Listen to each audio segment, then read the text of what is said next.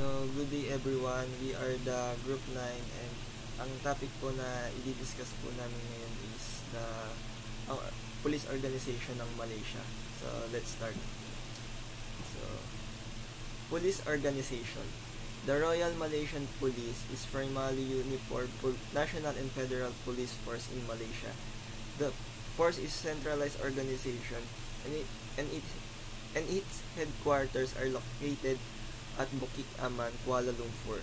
The police force is led by Inspector General of Police who as of 23 June 2023 is Rasaruddin Hussain.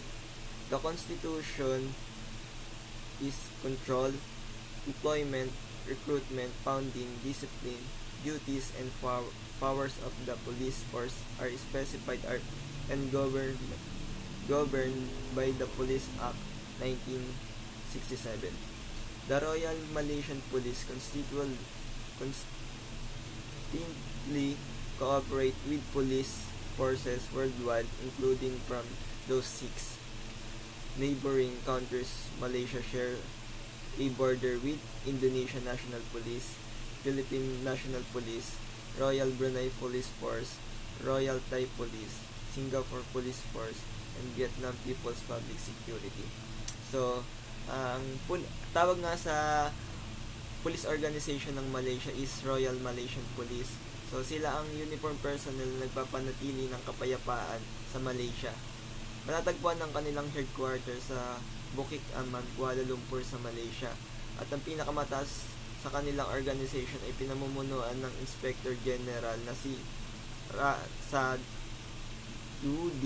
Hussain. Meron silang tinatag na constitution which is to control employment, recruitment, founding, discipline, and powers of the police forces. At nakikipag-cooperate din ang organization ng police nila sa mga kalapit bansa nito tulad ng Indonesian Police Force, Philippine National Police, Royal Brunei Police Force, Royal Thai Police, Singapore Police Force, and Vietnam People Public Security. The history of Royal Malaysian Police. The Royal Malaysian Police, also known as the RPM, the Malayan Police Diraja Malaysia or the PDRM, is a part of security forces structure in Malaysia. The forces is centralized organization with responsibilities ranging from traffic controls and intelligence gathering. Its headquarters is located in Aman, Kuala Lumpur, Malaysia.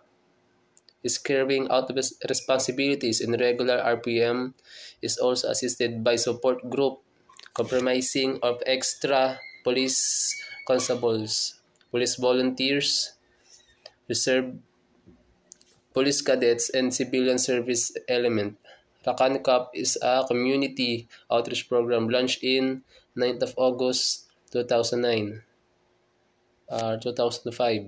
The RPM consistently cooperate closely with the police force worldwide, which include those from the four neighbors countries like Indonesian National Police, Royal Brunei Police Force, in the Thai Police, and Singapore Police Force. The modern organization in Malaysia started in 25 March 1807 after the Charter of Justice Penang was granted.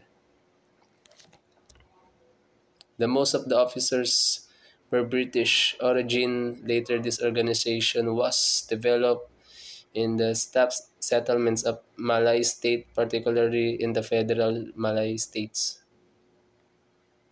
At that time, the organization was limited to the respective states. Only in the World War II, or after the World War II, single police organization with maiden administration of the center was established, and also known as the Civil Affairs Police Force. This organization was formed into Malaya and led by the H.B. Longworthy. The British colonial had stabilized the police organization after the nationwide anarchy took place during the Japanese state time. One of the problems faced by the police then was the rebellion of the Communist Party. during the confrontation of Malaysian and Indonesian forces from 1963 to 1965. The police force, along with the military forces, against the infiltration of Indonesian forces in the state of Johor and Sabah. Almost a year after the Independence Day on July 24, 1958, the King of Malaysia, Almarhum Tuanku Abdul Rahman Ibni Alanum Tun Muhammad bestowed the royal title into Malaysian Federation Police Force. In the 1963, the Royal Federation of Malaysian Police, or the RFPM, the North Borneo Armed Constabulary and Sarawak Constabulary was merged and formed the Malaysian Police. The vision and mission and objectives of Royal Malaysian Police Force. The mission: a leading enforcement agency of integrity, competent and committed to work with the community. Ang nakapaloob po para dito ay parang isang law of enforcement po siya na kailangan magkabuo-buo sila para maging maayos ang kanilang misyon at maging maayos ang kanilang pananaw sa buhay at maging practical ang laban para sa kanila. Kasi ito yung magiging alalay nila sa lahat. Ito yung magiging goal nila. Kumbaga, ito yung magiging goal nila sa kalakaran para maging maayos at panatag ang kanilang bayan. Yan. So, dito po sa vision, ang vision ay the Royal Malaysian Police Force is committed to serve and to protect the nation and to work in partnership with the community in maintaining law and order. Para saan, yung explanation ko po para dito is, ang isang Malaysian Police Force, para dito na po sila magkakabuklod-buklod at magiging isang maayos na miyembro sila sa isa't isa at para maging maayos ang kanilang laban at magiging maayos ang kanilang buhay, sapagkat marami sa kanila ang mga gumagawa ng mga illegal na bagay. Ngunit ito lang ang magiging parang alalay nila sa lahat, na yung pag-maintain ng isang magandang batas, magandang law of order para sa kanila. Dito nila masusubukan kung nagiging maayos or patas ba ang kanilang batas sa kanilang bayan. Ayun, yun para sa akin. So, ang i-discuss ko naman ngayon is ang ranking system ng police organization ng Malaysia. So, basically, mapapansin nyo na parang katulad lang siya ng ranking dito sa Pilipinas, pero iba lang ang tawag. So, simulan natin dito sa commission officer. Non-commission officer pala, sorry. So, dito mapapansin nyo is yung parang ibon na logo is ang tawag sa kanya is Lance Corporal. Siguro siya yung parang estudyante pa lang. Tapos, dito naman sa parang may magkapatong na pangalawang patong is tawag dun is Corporal. So, sa pangatlong patong is tawag is Sergeant. Tapos, dito mapapansin nyo sa pang-apat is parang corona na yung logo. Tawag sa kanya is Sergeant Major. Tapos, dito sa sub-inspector, may isa na siyang star. So, ayun yung parang non-commissioned officer sa nila. So, lipat na tayo sa commissioned officer. Ito yung parang mga official. So, simulan natin sa parang isang araw na nakasimbolo doon. Tawag sa kanya is Probationary Inspector. Sa pangalawang araw naman na nakaano sa kanilang logo is tawag na sa kanila is Inspector. Pag naging tatlo na is tawag sa kanila is Assistant Superintendent of Police. So, ito yung parang medyo mataas na doon sa dalawa na yon. So, pag mapapansin nyo sa pang-apat, may kakaibang logo na naman, tas isa lang yung nakalagay. So, ang tawag sa kanya is Deputy Superintendent of Police. pang-lima naman is isang araw, tapos yung parang doon sa nakita nyo sa una, tawag sa kanya is Superintendent of Police. Doon naman is parang sa pang-anim naman is parang nagdagdagan siya ng dalawang bilog na parang araw, tapos isang simbolo. Ang tawag sa kanya is Assistant Commissioner of Police. Dito naman sa pang-pito, makita nyo parang may nakakross na espada, tapos isang parang araw, tapos yung kakaibang logo. Ang tawag sa kanya is Senior Assistant Commissioner of Police. Dito, parang nadagdagan lang ulit ng dalawang araw, tapos isang nakakross na parang espada, tawag sa kanya is Deputy Commission of Police. Tapos doon, parang tatlong araw na triangle, tawag sa kanya Commissioner of Police. Tapos sa pangalawa sa last is tawag is Deputy Inspector. Tapos yung pinakalas, yung parang pinaka-head, ang tawag is Inspector General of Police.